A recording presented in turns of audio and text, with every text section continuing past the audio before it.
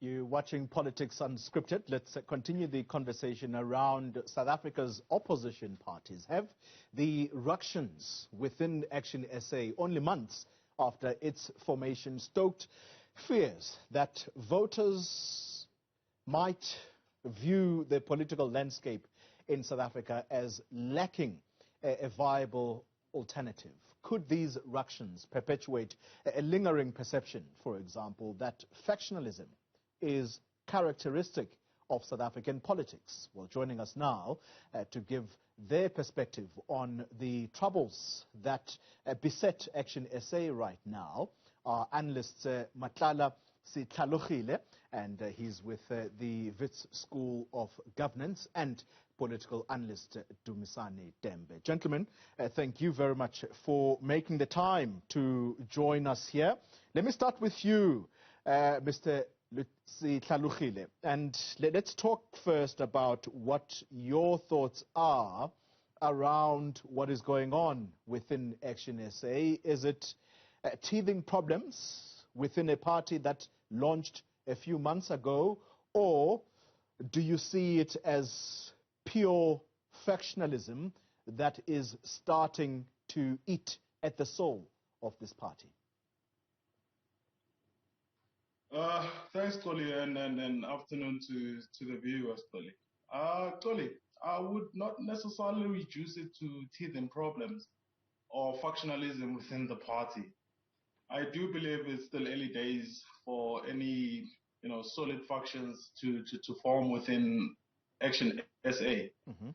I would rather reduce it or bring it down to an individual level of analysis, and we focus more on the individual that is involved in the current fora within the party. Okay. I mean, Makosi Khoza is no stranger to controversy. Whether on the right side or on the wrong side of that controversy is something else. The argument of ActionSA to say that there was a clear position within the party not to collude or collaborate with the ANC. I mean, it was a very transparent process.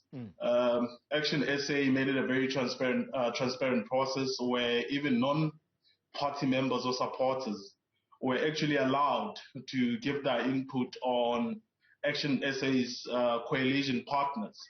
But in terms of Makosi Khoza, ActionSA indicates that she never consulted the party on accepting nomination and eventually position that she received through the support of the ANC in the eThekwini Metro. As such, the party feels that they cannot no longer trust Makosi Khoza. And it's very interesting for Makosi Khoza to actually accept that kind of position and support from the ANC. You'd remember in 2017, her party shot to the ANC was that the ANC is inherently corrupt. The current ANC and especially the party leadership does no longer espouse the values that were left by the Anton Lembedes, the Tambos and the Mandelas. She created a picture of an ANC that is inherently corrupt and beyond reproach. Yeah. For her now to come and work with the ANC or collaborate with the ANC shows tendencies of self-interest, and especially when she could not necessarily survive in her own political party that she established, ADEC. Yeah. So I think the problem here might lie with the individual more than the party itself. Oli. Let's bring in Dumisani Tembe. Mr. Tembe, give us your sense here of what is going on. Mr. Matlala seems to think that this is down to an individual's issues within ActionSA. Is that your view as well, that this is really not a reflection of a bigger problem within ActionSA? It's just actions of an individual who possibly might be ill-disciplined? Well, good afternoon and good afternoon to the viewers. Look, I think my take is that this is a new political party. This is it's an infant political party. So it is bound to go through this kind of challenges at the beginning. But then we must, so they have to deal with these issues because they have to establish issues of governance within the party, issues of how to deal with this type of, dissent if it raises its head. So I think for me, these are baby steps of a new political party that finds itself sharing some power at some level or another. It's more of, I think you used an appropriate term that I'm trying to get. It's a new baby. So they are bounded to this kind of issues, particularly because we are in an environment where many people get into politics because they are seeking economic activity. They are seeking to be, employed. So this is why, for example, you find that there are people in Soweto that supported ActionSA, that they feel like they should be part of the city of Joburg. So it for me is not much of a problem. I think it's a new political party, but with the case of Dr. Makosi, she is a woman of a strong character, and she has got quite a significant experience, within political parties. So it's a lesson for the ActionSA in terms of how to manage particular political characters within itself. And I think there was bound to be a challenge internally, because the bulk of the people in the leadership that you'll find within ActionSA actually come from the Democratic Alliance. Yeah. Can I interrupt you for a second there, Mr. Tembe, and actually follow up? You've said that Dr. Khoza is known to be a strong woman who doesn't mince her words, and she's basically a person of strong character. Mr. Setlhalogile, on the other hand, says she is no stranger to controversy. Now, I want to latch on those words and ask you the question based on a letter that has been released to us by her party, ActionSA. In that letter, she has this to say, and I quote, "I regret to advise you that in 3 months' time, I will no longer be the chairperson of ActionSA, KZN, and Senate member.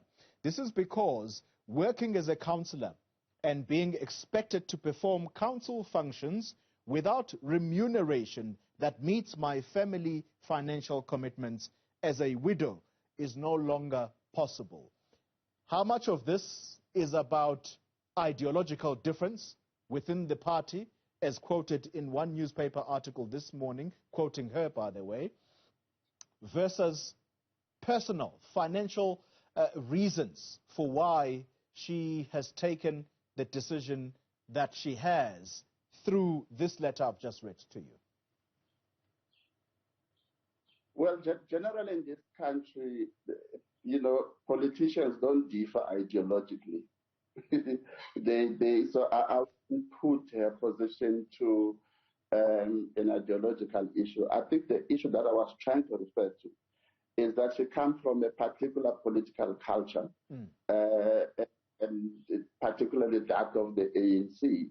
And she had a fallout, and all those experiences that she has had, perhaps it has created a political character in her that finds it very difficult to simply follow. And having said that, I think when ActionSA recruited her, they should have known this political character, and they found the means to deal with the character that she is as it emerges. So to a large extent, I don't think this is a political, I don't think it's an ideological issue. I personally think it's a personality issue. It's an issue of differences of a political culture, of where the mainstream leadership of it comes from, and her own background, which to a large extent, it has been at loggerheads. Sure. All right. Let's take a pause there for a moment, gentlemen. And when we come back, we ask the question, what should South Africans make, therefore, of the problems within ActionSA, and perhaps look using the example of ActionSA and assess the state of the opposition in the country and whether it is indeed weak, as some have said, and might there be alternatives in the horizon? We'll continue in a moment. You're watching Politics Unscripted, the segment of the show. It is the talking point, and we're discussing the state of opposition parties, having started with the problems that beset ActionSA right now. And my guests are Matlala Setlhalogile and Dumisani Tembe. Gentlemen, thank you very much for staying on. So if I summarize our earlier discussion, I think you both agreed that the issue that seems to be troubling ActionSA right now is more an individual matter.